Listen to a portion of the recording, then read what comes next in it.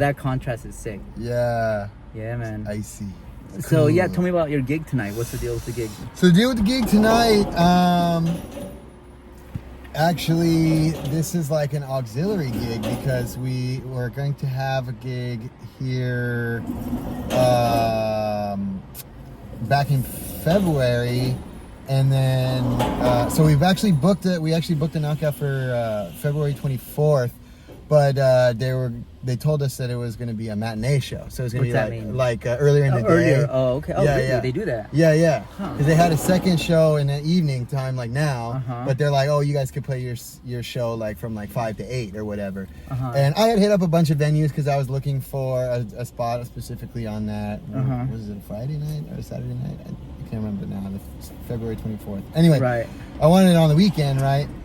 And so then another venue, the Milk Bar, hit us up and they're like, oh, Uh-huh. we'll have you, that night. Okay. So we're like, oh, okay, cool. Instead of doing a matinee, like a daytime gig, Do at the more regular knockout, time, do a yeah. more regular rock and roll time over at the Milk Bar. How'd that go? And that one went great, actually. Yeah, that one was super sick. Dope. We had this guy, so we headlined that show as well. The girl that opened up was this band called Rupi Cola. She's like blues, rock, Americana. It's two like kind of blues rock Americana Right. Uh-huh. groups. Rupi Cola, which is young little starlet, cute little girl, great singer, incredible voice. The band was super ripping. Their guitar players were bouncing back and forth, ripping solos. They were super sick. And then this dude named Anthony Aria and his band that he just recently put together. I met him through Hyde Street Studios because I sometimes volunteer down over there. Okay. At Hyde What do you Street do there? Studios. I just run cable, move amps around, and just like Oh, like, Hyde Street. Yeah. Okay. yeah, the recording studio. Right. Like sometimes I'll work and actually do gigs there, like run work and stuff for a guy named Jameson Durr who runs Studio C over there. I've done some just like he'll be like, hey, here's a big track and I want you to anywhere it clips just like cut that shit out and so I just like sit there and go through an entire track for an hour just like muting all these little midget points like, and stuff like that. So but I just like hang out over there because I meet a lot of cool people, and it was one of the guys that I met was this dude named Anthony Aria who's like super decorated singer-songwriter. He was on The Voice. He's won a bunch of really? local awards for he played a concert for London Breed. He's done a bunch of shit around the area. Right. He's like a local dude. He's but he's a young guy. He's like 22 years old or something like that. So he's Okay. super young. So he's like a rising star. I He's see. like just like getting going see. with his Cool. band, and so. I put, so he was a good guy to get on the bill as well. So anyway, that's what we did on that Saturday night. And so then I hit up the Knockout and I was like, hey, listen, instead of doing the matinee show, we're gonna go play this one. Or can we do a different Switch it day? out. And so they're like, yeah, we got a Tuesday available. You could do it on the evening, Tuesday evening. I was like, fuck it, let's do it. Have you done like Tuesday, kind of middle of the week or early? Yeah, we played Bottom of the Hill on Wednesday, the 17th of January, and that was like cold and wet. And It was raining? No, but it was like it had rained the day before. Right, and right. It was January, you know what I'm saying? Right, So it's right, like, right. It's damp, It's Yeah. not raining, but it's damp. But anyway, we had a pretty good turnout. We had like 80 or 90 people there on a Wednesday in Right. January, Right. So That's good. after that, I was like, oh shit, we could do anything, Yeah, that's badass. That's Yeah. cool. So then I was like, Tuesday night, let's run it. Like we could get Okay. people to come out on the Tuesday. I just, Dope. just slam a bunch of DMs on Instagram, hit my entire, contact list on my phone. Just, hey, everybody come out to this, Cool. Shoot the flyer everywhere. So I all the bands, what's the name? So there's Mars Return. What was it? Mars Occult. Mars Occult. And then before them, we got this other band called Wavewise, which I also met through Hyde Street Studios. Oh, okay. And then the opening act is a hip hop MC rapper named Edgewise. Okay. And I feel know like that sounds dude familiar. from way back in San Jose. I'm from South Bay area. I grew up in Sunnyvale. I spent a lot of time cruising around downtown San Jose. Where actually, there's a couple other people up here in San Francisco. A lot of them are like there's a dude named Maxwell Borkenhagen. He used to run. He used to book at the Black Cat, the SF Black Cat, the jazz club. Now he books for the SF Mellow sessions. Oh, yeah. It's funny 'cause I was just on Hate Street, and I know they got one on Hate, right? Yes. And then in the Mission, by the there's another spot, right? Are there two, or is it just There's two. They run events at Yeah, three places though. So right. one of them is on the corner of Haight and Masonic, I think it is. right? That's the one I see. And then there's yeah. another one at 330 Pine Street in the financial district. Oh, okay. And then the okay. third place that they book at is at the Stowe Lake Boathouse in Golden Gate Park. So they book all three of those spots. Oh, and they okay. do like, you know, mostly jazz, but I've seen them do reggae. I've seen them do, you know, other stuff that, you know, that branches away from jazz, you know, but they're mainly tried to be a jazz thing, I think. Really? Okay, the mellow. Is it okay? I've never actually. I mean, I've seen the sign. I've walked by it a bunch. I think I even hit them up one time.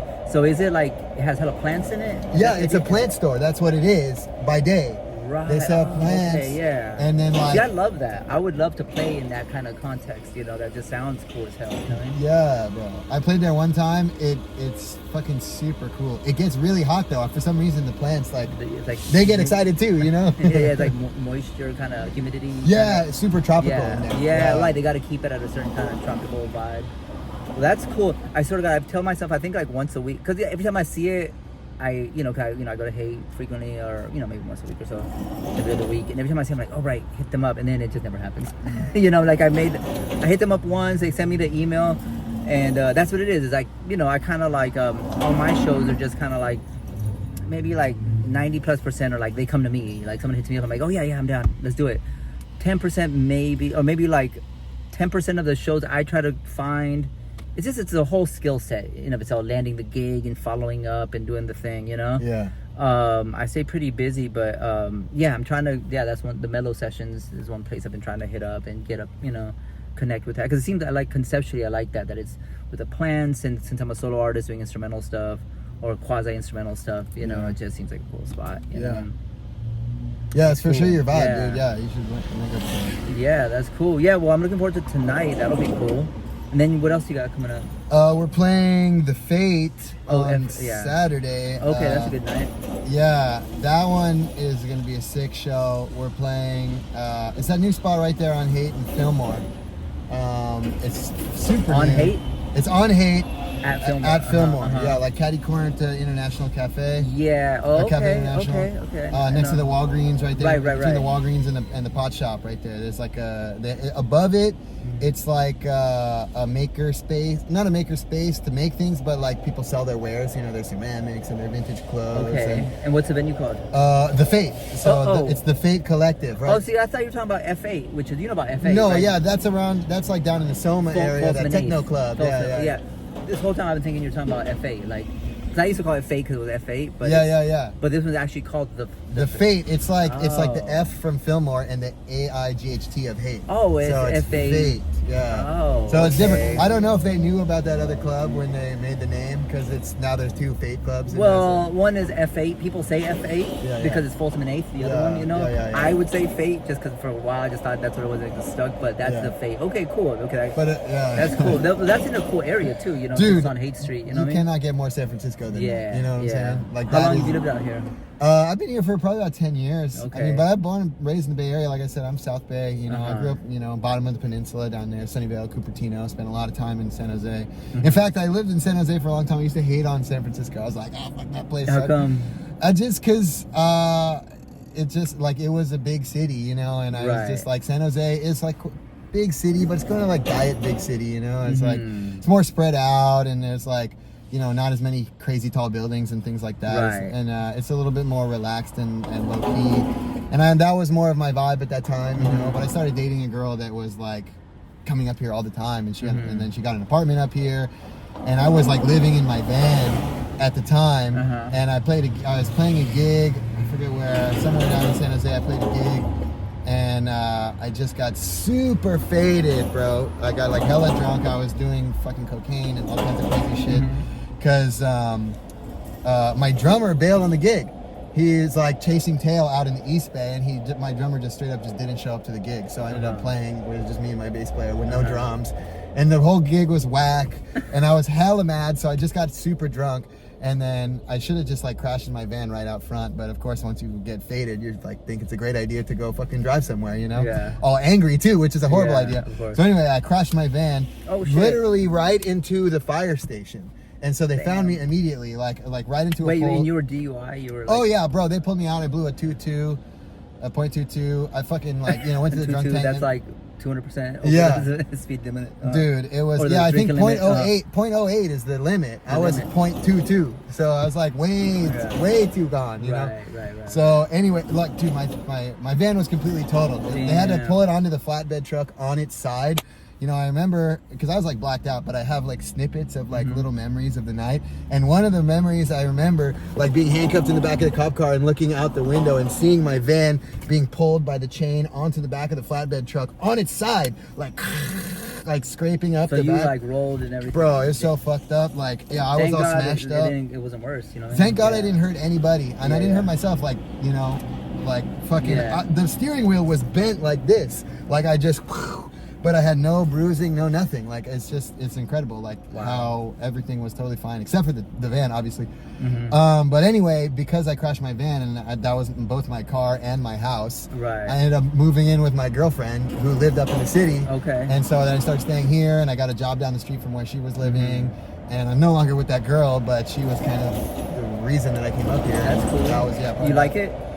Now I love it. Now I can't go anywhere else, you know. Right. I gotta go back to San Jose. I'm like, it doesn't feel like where I'm from anymore, you know? I mean, the thing is, like the music scene, if you're trying to do something in the music scene, this world we're trying to navigate, it seems like San Jose there's not very much going on as far as that goes. That's what I kind of surmise. Yeah, I mean, I'm definitely not tapped in anymore. Right, when I was down there, for sure, I knew the house shows, and actually this dude that I was talking about, Maxwell, who used to book the Black Cat Night Books of the Mellow, his family used to own a club in San Jose downtown on First Street called Cafe Stritch. Okay. And above it, they had an not abandoned because they owned the building, you know, but it was inaccessible because there was no wheelchair access, so they could not open it legally. Okay.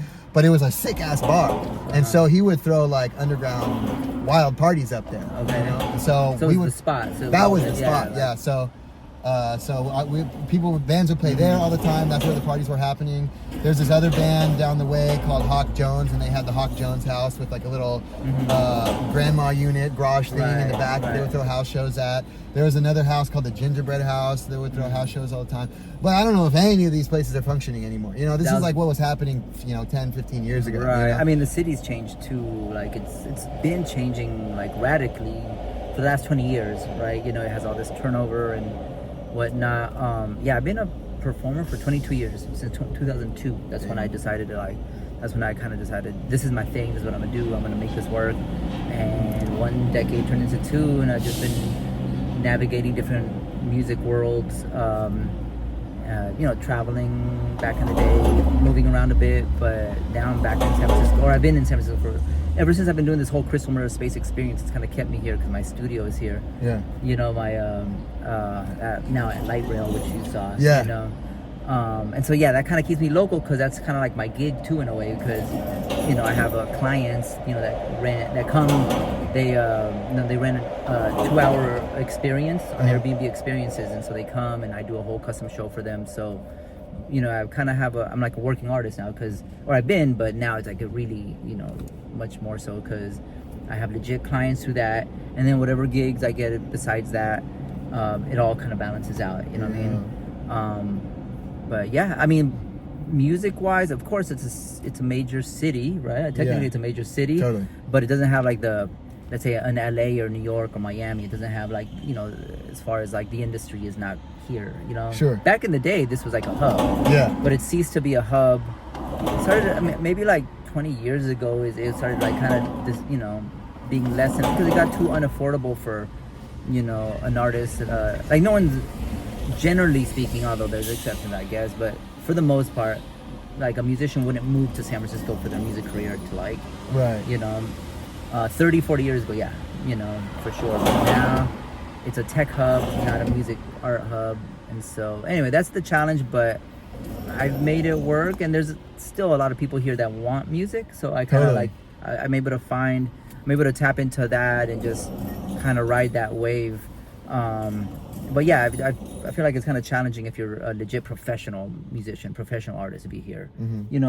Of course there's always gonna be people who kind of play and whatnot, So it is what it is, though. Like now, like I said, now that I have my crystal mirror space, it's a lot less pressure to really make something else pop off, because like I can kind of go at my own pace, like whatever happens. I'm already, like, I got it covered as far as like getting to play all the time and further work on all this, my whole craft. You know, I've made it my whole little world. You know what I'm saying? Yeah. Hey, that's funny how we met too, though. Yeah, dude. That's wild. See, that's like a one, and like that's not like, that doesn't happen really. That's Yeah. like, you know, Hella random, hella crazy. that's, yeah, because what was it? So it's the podcast is Willful Ignorance. Willful Ignorance. Or is So it, how do you know about is that it podcast? Nobody's Happy? No, There- Nobody's Happy is the other one. There's like, yeah, those. Yeah, Willful Ignorance is there's the one. That yeah, one yeah. that we, yeah. But I know I've kind of followed their offshoots. Like they also Yeah, do yeah, that. yeah. Nobody's Happy. There's another one.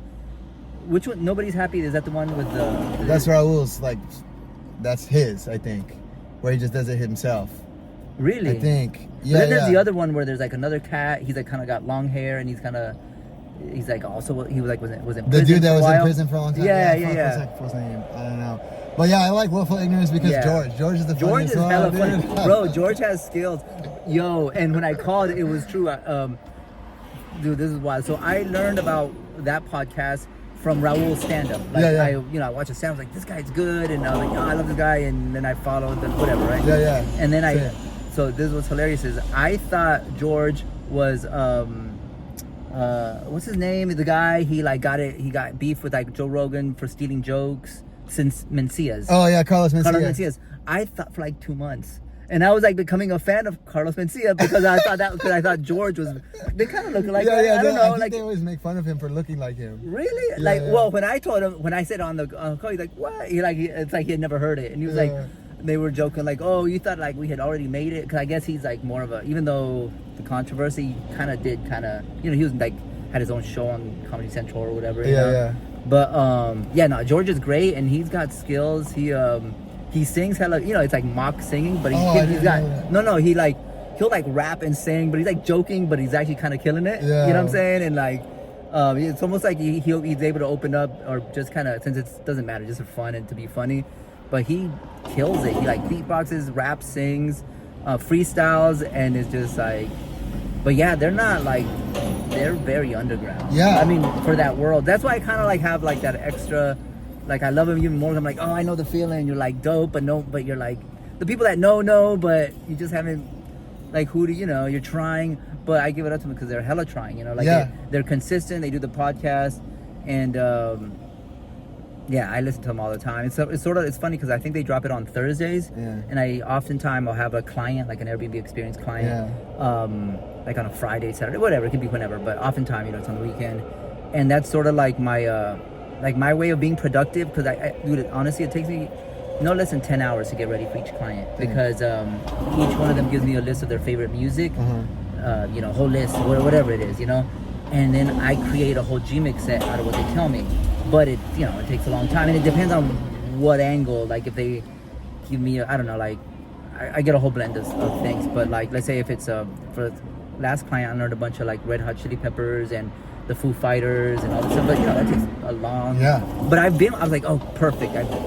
Hell yes, that would be a great addition to what I do. Yeah. To my repertoire and whatnot. But it's no joke, So anyway, but my way of like having the stamina to read, hour after hour after practice, is I have snacks on hand, weed, and then like podcasts of some like, and if it's like the new, podcast of Willful Ignorance, it's like, oh, perfect. So I can like kind of split my mind, so I don't like, so I can endure like, hour 3, hour 4 of like, I have no choice. I come in. Usually it's a couple, because it's it's just my studio. Sure. Up to 4 people I have it, but usually it's just 2. And it's such a trip, because it's like, it's a very interesting. The pressure is very positive. They're paying. They're gonna enjoy it, but how much they enjoy it and are blown away depends on how well I pull it off. Sure. And I record the audio and the video, and I airdrop it to them after. But I'm meeting them. It's like before I've met them, and now I pretty much don't know what they look like. There's like a tiny thumbnail this big, but it's purposely not very like. It's not like I can open their IG or something where I can see. Oh, okay, I see what they're about. Like I don't even know what they look like really, or maybe like if it's 2 people, I might vaguely know what one person might be. Yeah. You know what I'm saying? But then they come and they see the space. They're like, oh my god, I'm wearing my outfit, my trippy outfit. and then we kick it. I take photos, and then oftentimes they don't really know what I do. They have a vague idea of what I do, or like it's legit a surprise for one of them. It's like, oh, this is their surprise. I'm gifting them like for their birthday. Like the group, like like the girlfriend or the boyfriend will be like, oh, here's their favorite music and whatnot. But yeah, it's a thing. It's very it's epic. It's super epic. Yeah. It's so epic to I discover new music. Because it's like people give me their favorite music. So it's like it's been 7 years of this. Where people give me a list of the favorite music, and sometimes it'll be familiar things like, oh, okay, yeah, I've heard of them, or oh, perfect. It's cool because like I said, it's like oftentimes it's like and I kind of select what I'd like to do. Like if they give me 20 different artists, I like pick and choose. Sure. Sometimes it's a trip. I've had every kind of like blend. Like I've had artists that I didn't think I liked because I was like, oh, I've heard of them. I'm not that into them. But I give it a chance. I explore their catalog, and I'll find like gems where I'm like, oh no, they're dope. I just find the track I like, or I'll combine 2 tracks of like 2 things they told me, so it's extra, and that becomes like, oh, I would have never thought of that, or I would have never combined these 2, but now that I do, I'm like, that's so lit. And then I'll play it out, or I'll like share it, and in a way it's like, yeah, I get credit because like, yeah, I ended up doing it, but it's kind of like it's the process was through this whole trippy thing where I was trial and error, and once something worked, like, oh, it's really cool. I'm really grateful for it. I think I know one other person that does Airbnb experiences, but it's sort of like a very niche, rare thing, right? Like one guy, actually, the Library, this guy I know, he has like this library he created, and he does a whole like tarot card reading, but he saw what I'm doing, and I walked him through the process and whatnot. But yeah, dude, it's so clutch to like, when I started doing that, it really helped from having to always be grinding it out, trying to figure out what gig is next, and kind of whatever, just kind of barely making it with local gigs and local little things I get hired for, to now it's like much more established, right? Because they bring me clientele, and yeah, the coolest, I mean, everything about it is cool. One of the coolest elements is that everyone leaves a review, so people go off. People go off. And I haven't even read it. It's probably been 6 months, a year. I don't know, because it's constant, right? Yeah. But over the years, when I have read them, like people write whole paragraphs, or like one super heartfelt. It could be a few sentences, but they're just, they really like show love and appreciation, or they just really explain it, and just, it's like has a perfect score and all that. So I appreciate that, because it's like one place. Like I don't have like a Yelp review or something like that where people can check if like, what do other people say about this? It's really cool. How many of these are you doing? Like how often do they come up? It really depends. There's no rhyme or reason. It's not like I can count on it. It always balances out. Sometimes I'm slammed, and what I'm trying to get better about is if I do get booked, let's say on Saturday, is to be like, okay, take Sunday off my calendar, so I don't have them back to back, because it's grueling. What I mean? Like because it really is like, ideally I spread out all those hours over like a nice spread, like 4 or 5 days, or I don't kill.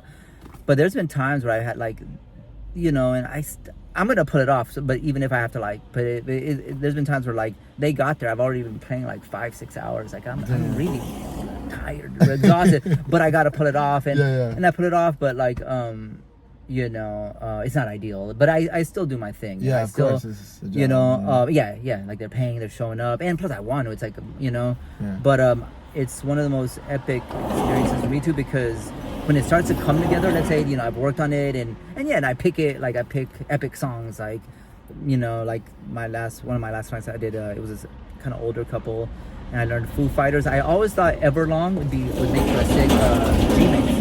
Everlong, Foo Fighters, whatever. It's like one of their songs. I've never learned their music, but I always knew that song, and I put it to drum and bass, and it was just so epic, But it's to pull it off, and I'm, to actually play it out. It's a whole other thing, But I'm incorporating it into my set, because, like I was saying, for instance, every second Monday I play at Casements. and I do 9 to midnight. So that's a 3-hour set. That's a big slot. Bro, Yeah. like that's a lot. Like I like the challenge, because I can do it, but it's kind of it forces me to really be. I mean, it's like the ultimate practice in a way, Yeah. you know. But where you're trying to nail everything. But I do it so well, you know. Once a month I do that, so I like being able to change it up and having new stuff to like not hear myself play, like, you know, because of course a lot of these songs I've played for a long time, because 3 hours, you know, so like my repertoire, I mean, there's so many songs I can, you know, I've known, I remember how to, you know, how to play. So with these clients, it gives me, you know, like all those dozens of hours I put into it, you know, it translates into like, you know, newer, more fresh stuff. You know, you're more stoked off like fresh materials. Yeah, of like, course, dude. Yeah. you know, Yeah. The so new that's- song always hits the hardest, you know, because Right. the feeling is right there. you know? yeah, you know, and it's like the excitement of whether you know you've been trying. So that's where I'm at. And so I've kind of it's a trip because I heard you know, Steve Vai, the Yeah. shredder. I saw an interview with him, where he was saying, you know, he talked about his career, about how to be, you know, his just being a musician, what it means, whatever. But he said like that if you can make a living doing music, you made it. You know, which made me feel good. I was like, oh, okay, that's one way to look at it. Yeah. that's a cool way to look at it, because he's like, yeah, never mind like, oh, you have to be famous and you have to be like, you know, it's like if you can actually live doing it, you made it, done. Yeah. You know what I mean? And of course there's levels to that too, but For sure. but you can say you made it if that's what you know. So in that regard, I feel like, you know, for what it's worth, and I can sense it too, because it's like, you know, I'm a working musician, you know, I get paid Yeah. to play music all the time. Of course, I always hope for some cool big break, and every blue moon, I get some little cool thing that really kind of, You just had a big one recently. yeah, a couple. This year, bro, has like since 2020, things like I was saying earlier, things kind of like, you know, got shifted and I've never quite recuperated. Because back in the day, I used to, you know, occasionally get a big gig. Yeah. You know, I had a lot of small gigs here and there, and then something super fat. You know, not as often as I'd like, but at least maybe like every month, you know. But this year, thus far, I've had a few things, you know, which were really kind of like killing it. Opened up for Fantastic Negrito at the chapel, Yeah. you know, and he always feels it, you know. He was doing 2 nights, and he put me on. That was cool. He loves what I do and whatnot, but it was the first time he actually put me on, so that was dope. And then, yeah, we did Bottom of the Hill on a Tuesday night, and me and the Five Highs and Send for Help, these 2 local bands. But yo, on a Tuesday night, 150 tickets sold, you know. Yeah, bro. Packed it, you know. The venue was like, you know, I was surprised too. I was pleasantly, I always like, you know, I don't get my hopes up. I'm like, I wasn't sure what was gonna happen.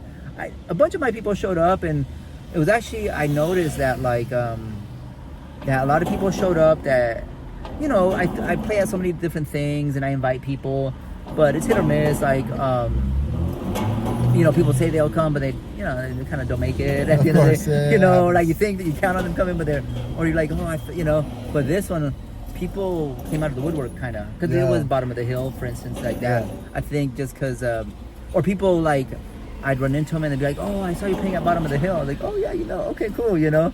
But I think it has that aura of being a much more established venue, more Yeah. legendary, more vibey. I don't know, whatever it is, it worked. Plus, as an experience, the experience as an artist performing there, and you know, just dealing with the venue, they're super professional.